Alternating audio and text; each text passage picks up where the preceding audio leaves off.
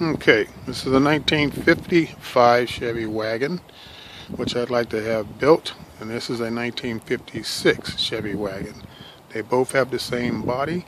The 55 has some serious body problems, which I'd like to have taken from the 56 and put onto the 55.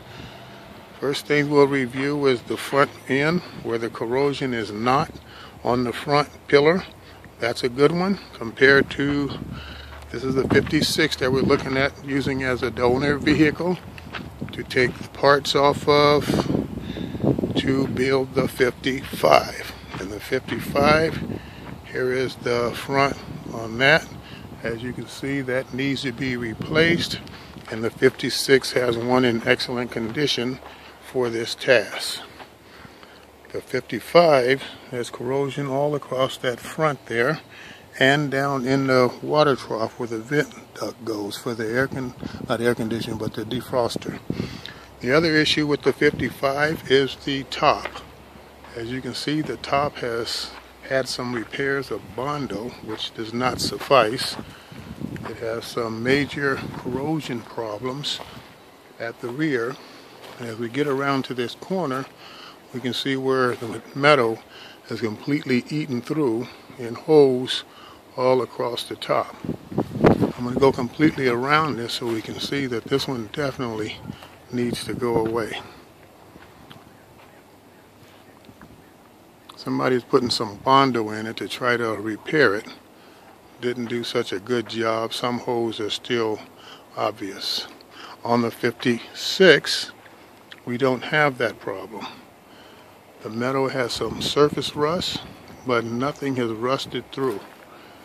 I'm pretty sure this one is in excellent condition for the repair. You can see that corner. None of it has any real rust on it other than surface rust. No damage.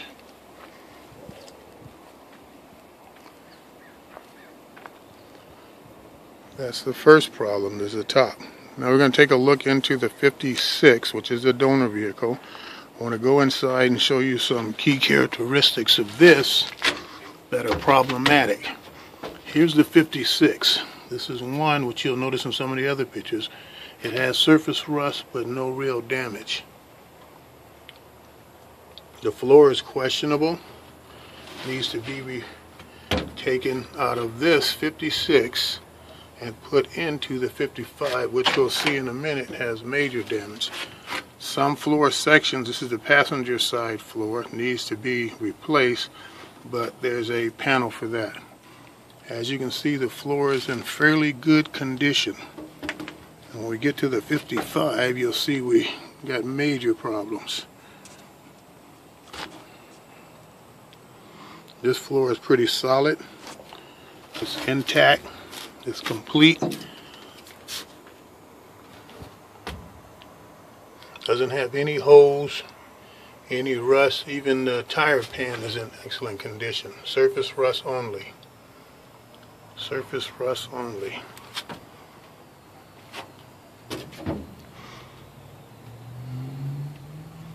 All the sections are intact. The metal is solid.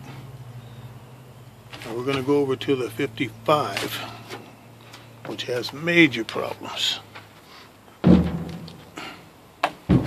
Now, starting with this one corner again on the 55, hope you can see that it's rusted out right down to the wheel well. And we'll go over the floor and see that the floor has holes in it, rusted through. The wheel well for the spare tire hole has a big hole in it in the bottom, unsalvageable. The 55, and somebody called themselves repairing it before and obviously did a lousy patch job. Here is the driver's side post.